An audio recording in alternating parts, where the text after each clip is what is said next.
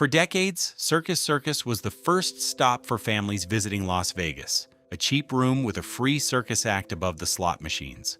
Lately, the online reviews tell a very different story, one full of bed bugs, broken elevators, and a hotel that seems to be actively trying to get sold out from under its own guests. So today we're looking at why nobody wants to stay at Circus Circus Las Vegas anymore. The circus that started it all.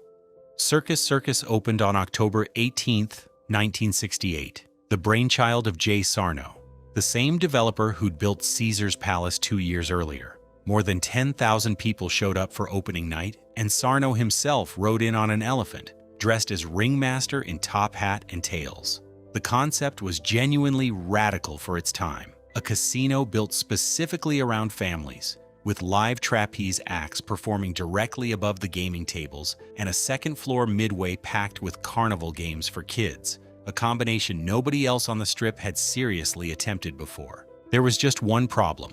The original Circus Circus didn't have a hotel. Guests loved the spectacle, gambled, watched the acrobats, and then had nowhere to actually sleep, which meant the property nearly collapsed financially within its first year. Sarno and his partner, Stanley Mallon, eventually secured a Teamsters pension fund loan to build a 15-story, 409-room tower in 1972. But by 1974, financial trouble forced them to lease operations to gaming entrepreneurs William Bennett and William Pennington, who turned the property around and eventually acquired it outright. The circus concept itself wasn't a metaphor or a marketing gimmick layered on top of an ordinary casino. Sarno built an actual functioning circus into the property, complete with performers, animal acts, including elephants and monkeys, and a genuine carnival midway on the second floor, where kids played games while their parents gambled below. It was, by most accounts, the first Las Vegas resort explicitly designed around families rather than adult-only glamour, a genuinely bold bet at a time when most of the Strip's other operators saw zero commercial value in catering to children. That original novelty, a real circus operating above a real casino floor, is still technically true today. Circus Circus remains home to what's often described as the largest permanent circus in the world, with acts still performing free shows above the carnival midway decades after Sarno first had the idea. From family Vegas icon to budget fallback. Under Bennett and Pennington, Circus Circus genuinely thrived through the 1970s, 80s, and 90s, growing into a sprawling complex that eventually included the Adventure Dome, a 5-acre indoor amusement park, and Slots of Fun, a scaled-down sister casino next door. It became one of the defining images of old-school, family-friendly Las Vegas, the kind of place where a trip meant cotton candy, carnival games, and kids dragging their parents toward the Adventure Dome's roller coasters. Bennett and Pennington's Circus Circus enterprises eventually grew well beyond the original Las Vegas property, expanding into a genuine casino corporation that built Excalibur and Luxor on the Strip and Circus Circus properties in Reno and Laughlin, becoming one of the largest gaming companies in the country by the 1990s. That growth story is part of why the original Circus Circus's more recent stagnation stings a little more in hindsight. This wasn't a scrappy, undercapitalized independent operator struggling from day one.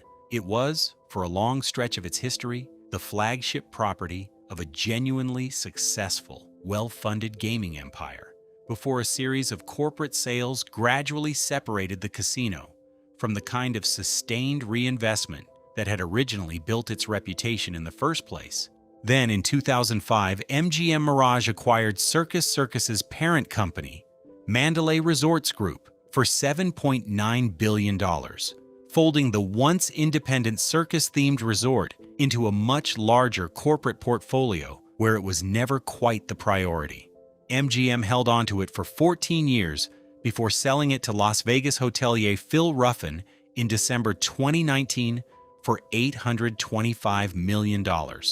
Ruffin, who also owns Treasure Island and co-owns the neighboring Trump International Hotel, has been fairly candid ever since about exactly why he wanted it, and it wasn't the circus acts. That MGM ownership stretch matters more than it might initially seem, because it explains a lot about the specific way Circus Circus fell behind. During those 14 years, MGM Resorts was busy pouring the vast majority of its capital investment into its flagship strip properties, Bellagio, MGM Grand, Aria, and eventually City Center, a multi-billion-dollar development that reshaped the middle of the strip entirely. Circus Circus, sitting at the less prestigious North End and catering primarily to budget-conscious families rather than high-margin gamblers and convention spenders, consistently ranked near the bottom of MGM's priority list for renovation dollars. By the time Ruffin bought it in 2019, the property had already spent over a decade as the neglected budget-tier afterthought inside a much larger, much fancier corporate family, a reputation that's only calcified further under its current ownership. The panic that wasn't a shooting. On the evening of March 15, 2025, Circus Circus became the center of a genuinely terrifying scene that thankfully turned out to be a false alarm. Around 5:40 p.m., Las Vegas Metropolitan Police received reports of a possible shooting inside the resort. Guests scattered in a panic, with witnesses describing people screaming and running, some diving for cover, as word spread through the crowded casino floor. One tourist staying at the property, Andrew Cannizzaro of West Palm Beach, described returning to a hotel already in chaos after spending the afternoon visiting another resort along the corridor. Another visitor recalled a woman telling her she'd heard gunshots and that stories of possible stabbings and shootings were spreading fast through the crowd. Police evacuated the property out of what they called an abundance of caution and swept the building with a heavy tactical presence, treating the initial reports as credible until the scene could be fully cleared. After a thorough investigation, Metro confirmed there had been no shooting and no weapons found anywhere on site. What had actually happened was a fight breaking out inside the Adventure Dome, which triggered a wave of panic that spilled outside the resort and set off several additional fights among the fleeing crowd. Circus Circus later released a statement explaining that, given the large number of people inside the venue, police had been contacted purely as a precaution once the disturbance began.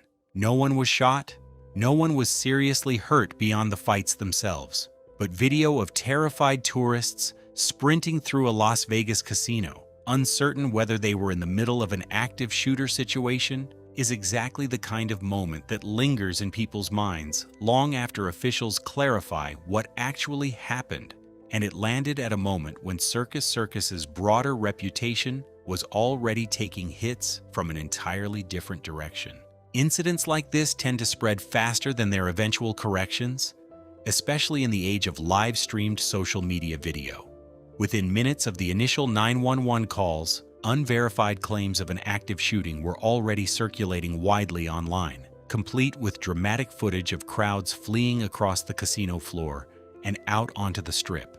By the time Las Vegas Metro's official statement confirming no shooting and no weapons went out roughly 50 minutes later, the more alarming version of the story had already reached a far larger audience than the calmer correction ever would.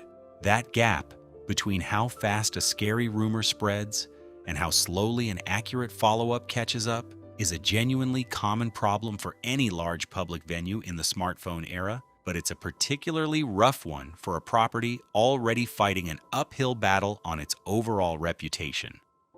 What's actually wrong with the rooms? Spend even a few minutes scrolling recent reviews of Circus Circus, and a pattern becomes impossible to miss.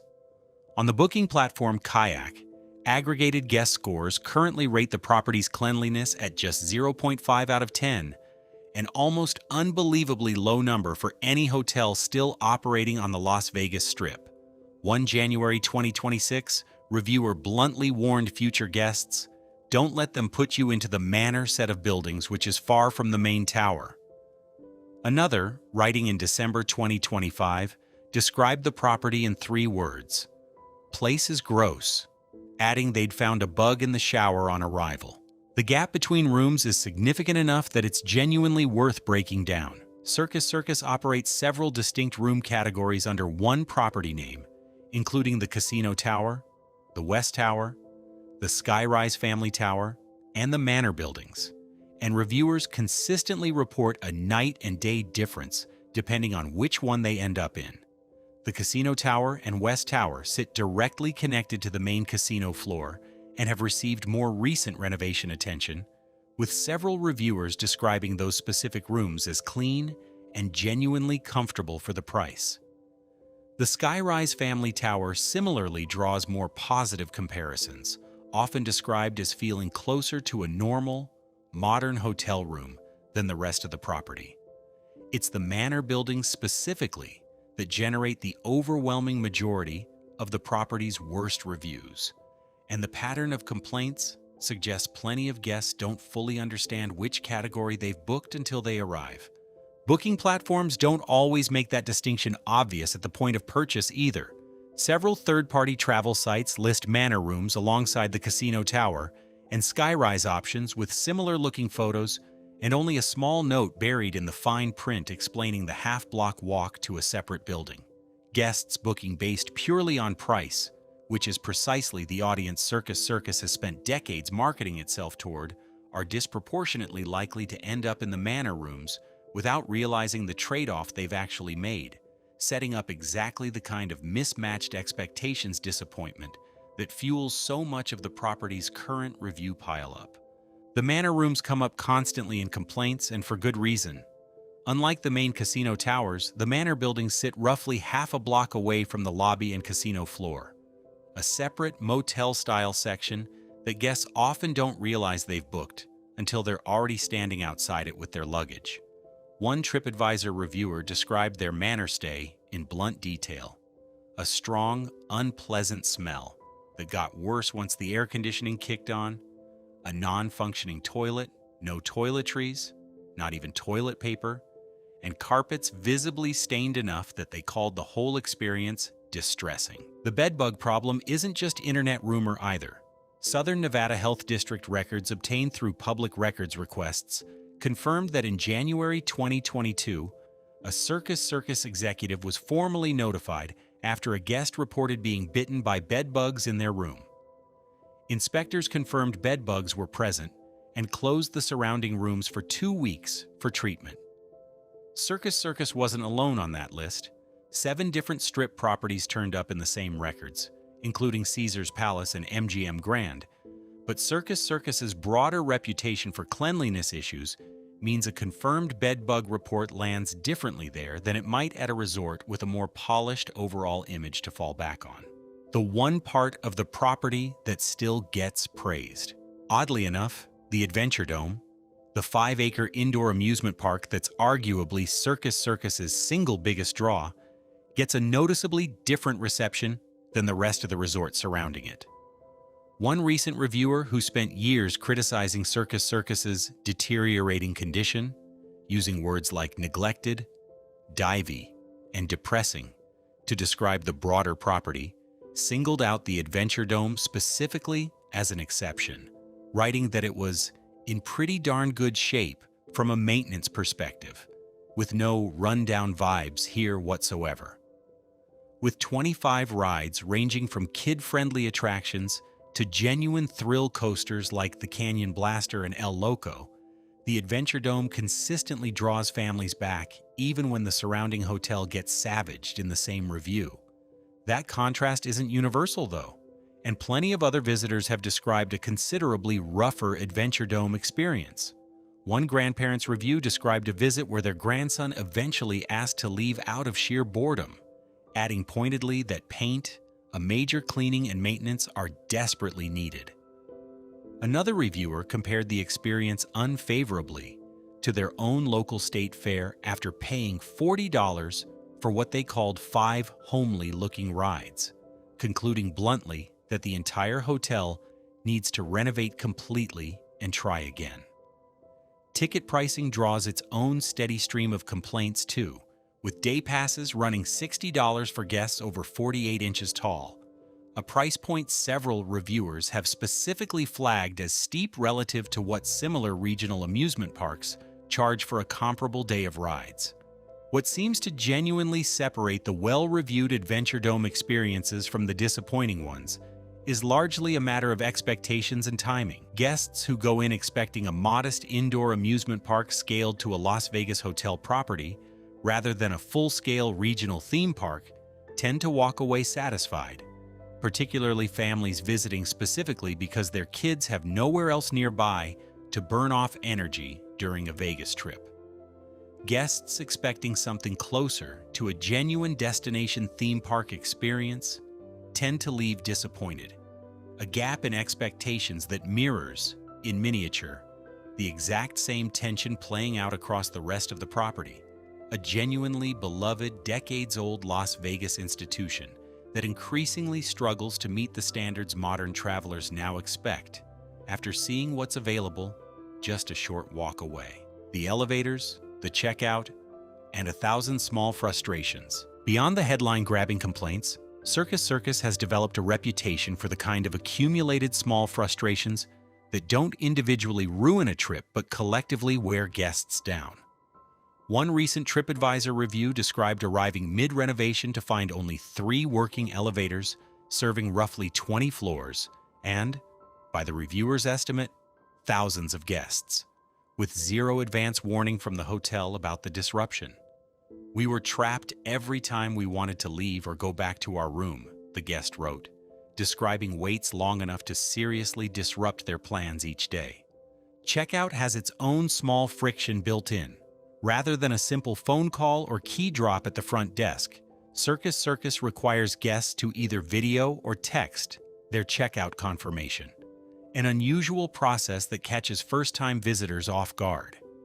Combine that with a heavy concentration of smokers gathered right around the main entrance, forcing guests to walk through a wall of smoke just to reach parking, and you get a steady accumulation of minor irritations that, reviewer after reviewer, tend to get summarized the same way. Individually forgivable, but stacked together, enough to convince people to spend a little more and stay somewhere else next time. The Better Business Bureau's complaint file on Circus Circus tells a similar story from a different angle.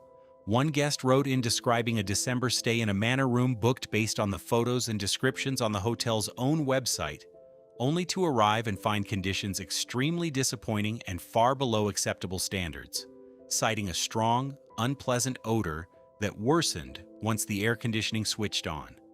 A completely non-functional toilet in one of the 2 rooms booked. No toilet paper or basic toiletries provided at all, and carpets described as visibly stained and unhygienic. That guest specifically noted they had no option but to spend the night in what they called uncomfortable and distressing conditions, a formal complaint filed well after the fact rather than a heat-of-the-moment online review, which tends to carry a bit more weight than an anonymous star rating buried among thousands of others. Built for a different Vegas.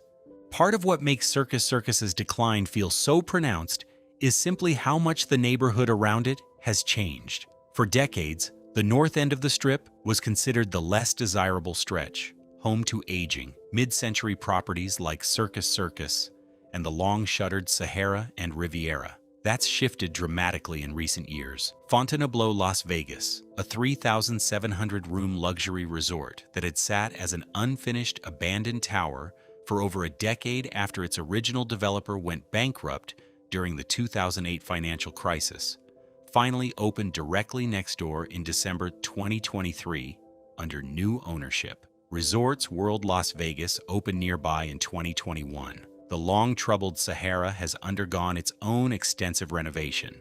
The Fontainebleau comparison in particular is genuinely hard to overstate. For roughly a decade, its unfinished tower stood as one of the most visible symbols of Las Vegas's post-recession struggles. A half-built luxury resort, quite literally, casting a shadow over Circus Circus's northern edge, an unintentional monument to a stalled development that outsiders regularly used as shorthand for everything that had gone wrong on the North Strip. Its 2023 completion flipped that entire dynamic overnight. Instead of standing next to a cautionary tale, Circus Circus now sits directly beside one of the newest, most talked-about luxury resorts in the entire city. And the physical proximity makes every side-by-side comparison unavoidable, for anyone walking between the two properties. Circus Circus, meanwhile, has leaned on a very different, much slower renovation timeline. Its Wikipedia-documented history lists updates spread across 1972, 1975, 1980, 1981, 1982, 1985, 1993, 1996, and then a longer gap before renovations resumed in 2014, 2017, and again from 2020 to 2023. That's not nothing, but it's a fundamentally different pace and scale than a brand new billion-dollar luxury tower rising directly next door. Guests walking the North Strip today can step out of Circus Circus's carnival-themed lobby and, within a few minutes, be standing inside one of the newest, most polished resorts in the entire city. A contrast that's made Circus Circus's aging infrastructure considerably harder to ignore than it might have been a decade ago, when the whole neighborhood looked roughly the same. The owner, who's not really in the hotel business. Here's where Circus Circus's current situation gets genuinely revealing. In January 2025, owner Phil Ruffin told Forbes magazine he was actively looking to sell the property, and his explanation for why he'd bought it in the first place left little ambiguity about where his priorities actually sit. "Why do you think I bought Circus Circus?" Ruffin said. "For the 102 acres. That's the land play." Ruffin bought Circus Circus from MGM for $825 million in 2019. By early 2025, he was telling Forbes the same 102 acres were worth roughly $5 billion, driven almost entirely by the property's location. Nearly 2,000 feet of Las Vegas Boulevard frontage, direct highway access, and proximity to the newly reborn Fontainebleau next door. "It's the best piece of land on the West Coast," Ruffin said. "You can almost build a city on it." He's compared the strategy directly to his earlier deal with the Frontier, which he bought for $165 million in 1998 and eventually sold for roughly $1.2 billion 9 years later, treating the casino operating on the land as essentially a placeholder business while the real estate itself appreciated underneath it. Industry analysts watching the situation have largely echoed Ruffin's own framing rather than disputing it. Brendan Bussman of B Global, a gaming industry consulting firm, described the dynamic in fairly blunt terms, noting that everything is always on the table at the right price in a market as hot as the current North Strip. Las Vegas Review-Journal, reporting on the potential sale, similarly focused almost entirely on what might eventually replace Circus Circus rather than any speculation about the casino's own future as a going concern, with one local analyst floating possibilities ranging from a Formula One adjacent development to a new sports arena to, only half-jokingly, an actual movie studio. Nobody covering the story from a real estate or business angle appears to be operating under the assumption that Circus Circus, as currently constituted, is the property's real long-term destiny. That framing matters enormously for understanding why guest experience at Circus Circus hasn't kept pace with the rest of the Strip. An owner who has publicly and repeatedly described a property's core value as its dirt, rather than its hospitality business has. At minimum, a different set of incentives than one trying to build long-term guest loyalty. Ruffin still touts the property's rock-bottom prices: $2 beer, $2 hot dogs, $2 popcorn, telling Forbes, a guy can eat and drink for $6. That's a genuinely appealing pitch for budget travelers. It's a considerably less reassuring one for anyone reading recent reviews about bedbugs and broken elevators, wondering whether ongoing investment in the actual guest experience is really the priority for an owner who's already told the business press he's looking for the exit. Who's actually still staying there. None of this means Circus Circus sits empty. Far from it. The property remains genuinely popular with a specific set of travelers, budget-conscious families drawn by the Adventure Dome and low room rates, RV travelers using the property's Strip-adjacent RV park, the last one of its kind directly on Las Vegas Boulevard, and large groups attending conventions who need cheap, plentiful rooms within walking distance of the convention corridor rather than a five-star experience. Circus Circus has also long been a particularly popular choice among Hispanic travelers and budget-focused international tourists, a demographic pattern that's held steady even as the property's broader reputation has taken hits. At 3,767 rooms, Circus Circus remains one of the largest hotels on the entire Strip, a genuinely enormous inventory that gives it a structural advantage no boutique property can match when it comes to accommodating large groups, tour operators, and convention overflow all at once. Las Vegas Review-Journal, reporting on the property's customer base, specifically noted its long-standing role as something close to a dormitory facility for discount-seeking visitors, attending conventions and trade shows elsewhere in the city, guests who have zero interest in a luxury resort experience and simply need a clean, functional, affordable bed within a reasonable distance of wherever their actual business in Las Vegas is happening. The RV park itself carries its own small niche of loyal repeat visitors too, road-tripping travelers who specifically seek out the novelty of parking their rig within walking distance of the Strip, rather than at a more generic campground on the outskirts of town, a convenience that's genuinely hard to replicate anywhere else on Las Vegas Boulevard.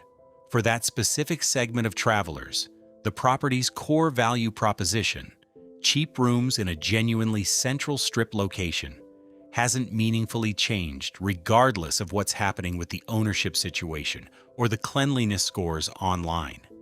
For a lot of these guests, the calculation genuinely still works. A resort fee of roughly $44.95 a day, high by historical standards, but actually competitive with much of the modern Strip, includes Wi-Fi, fitness center access, and free self-parking, a real advantage over pricier resorts that charge extra for parking on top of their resort fee. One recent reviewer, writing after 2 separate stays, pushed back directly against the pile-on, describing the property as charmingly retro, not dirty, and specifically recommending guests upgrade to the skyrise or casino tower rooms rather than the much-maligned manor buildings to get a meaningfully better experience for a modest price difference. What happens next? As of Ruffin's most recent public comments, no sale has actually closed, and Circus Circus continues operating exactly as it has for years, carnival acts, midway games, and all. But the direction feels increasingly clear. Industry analysts speculating about the property's future have floated everything from a Formula One adjacent development to a new sports arena, to, as one Las Vegas real estate expert put it, dare I say, this could be a location for a movie studio. Nobody in that conversation is talking about a renovated, revitalized circus-themed casino resort. There's also a broader financial detail worth noting. Ruffin has said publicly that whatever he ultimately gets for Circus Circus, he intends to reinvest into acquiring a different Strip property rather than simply cashing out of the Las Vegas gaming business entirely. He's mentioned interest in properties both within Nevada and potentially elsewhere, framing the eventual Circus Circus sale less as a retirement plan and more as a strategic repositioning, freeing up capital tied to an aging, high-maintenance property in exchange for something newer, or somewhere the land itself has more obvious near-term upside. That's a fairly normal calculation for a real estate-minded operator to make, but it does very little to reassure anyone hoping the current property gets a serious, sustained reinvestment before a deal actually happens. That uncertainty helps explain the gap between Circus Circus's genuine, decades-long nostalgic appeal and its increasingly rough day-to-day guest reviews. It's hard to justify pouring serious capital into fixing elevators, replacing carpets, and overhauling housekeeping standards across thousands of rooms when the property's own owner has spent the better part of a year publicly shopping the land underneath those rooms to the highest bidder. Circus Circus isn't failing because Las Vegas stopped wanting a budget-friendly, family-focused casino. It's struggling because the specific business currently occupying that 102 acres of prime Strip real estate increasingly looks like it's running out the clock rather than building toward its next 50 years. Whatever comes next for that stretch of the North Strip, whether it's a Formula One venue, a new arena, or something nobody's even floated publicly yet, it's worth taking one last look at Circus Circus, while the actual circus is still up there. 57 years after Jay Sarno rode an elephant into his own grand opening, the trapeze artists are still performing free shows above a casino floor that increasingly feels like it's counting down to something else entirely. Whether that ending arrives next year or drags out for another decade largely depends on how quickly Phil Ruffin finds a buyer willing to match the number he's already put on the table, and on whether that eventual buyer sees any value at all in keeping a circus running above the tables once the deal is finally signed. If you enjoyed this video, make sure to like it and subscribe for more videos just like this one. And let us know in the comments if you've stayed at Circus Circus recently and how your own experience compared to what we covered today.